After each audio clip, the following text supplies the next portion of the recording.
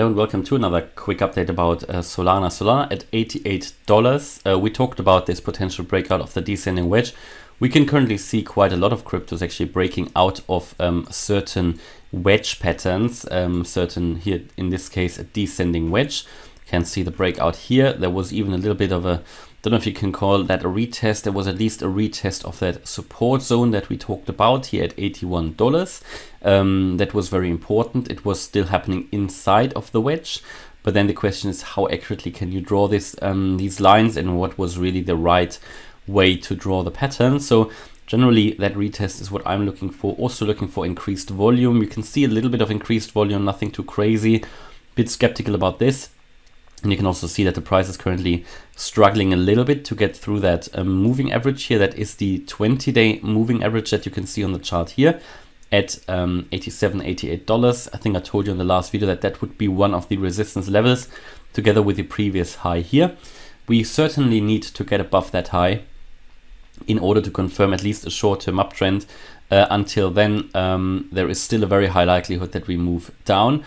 Ideally, what you want to see is a move up, retest that previous support here at $89, $90, basically that the price can establish itself above this previous high.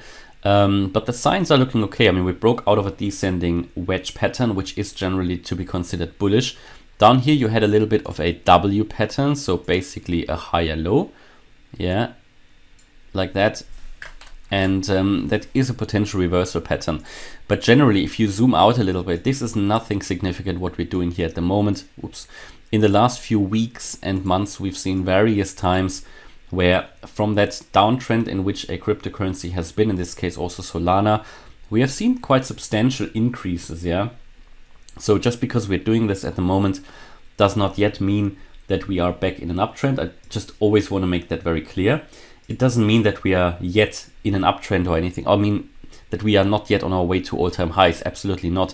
Until really that gets confirmed, it really has to make quite a bit of a distance, right? So if you want to wait for that confirmation or not, that's entirely up to you. Personally, I still have my view that the low isn't in yet. But of course, money can be made here. And I already bought, as channel members know, you know that I already started to buy into Solana. We still a little bit of a distance away from where I actually started to buy into Solana, though, again, after that downtrend or in that downtrend. But I think the lowest point buy order was triggered somewhere here, just above $80, I think. So happy with that. Primarily, I at the moment still expect us to come down lower once more. Yeah, but again, that doesn't have to happen tomorrow. It could be that we are moving up a little bit now and then come down. This is just impossible in the current market conditions to forecast, but we have identified this strong support level that did hold now. We identified the descending wedge, broke out of it. Don't know if any one of you took actually that long-term long position trade. Yeah, we talked about this potential. If the breakout is there, that you could get obviously into a long trade. I mean, that's entirely up to you if you want to do that. But that is one opportunity. Therefore, I showed you in the last few videos for various cryptos those patterns. But a retest is always very important. And as long as we're not back above here $90 and have established ourselves above $90, I remain skeptical about a move all the way to $105, because that would basically be the next target. That is a significant peak here, and that is quite a bit of a move up from here all the way to 105. That is around 20%. Yeah, not too much in the crypto market generally, but it still is compared to what we've done in the last few days or last couple of weeks. It is quite a bit of a move. Now we can observe that Solana is already getting a bit exhausted on the 4-hour chart, already back to nearly overbought levels. So that is one point. On the 1-hour chart as well, there might be a little bit more upside movement possible before we have to retrace a little bit and correct down a little bit.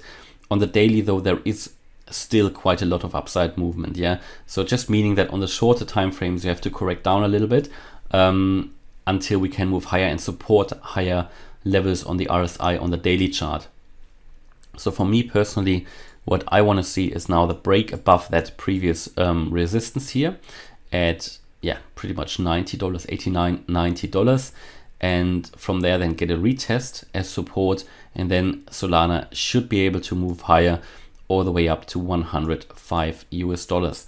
At the moment we are approaching resistance, and we have not won the fight yet around this 20-day moving average.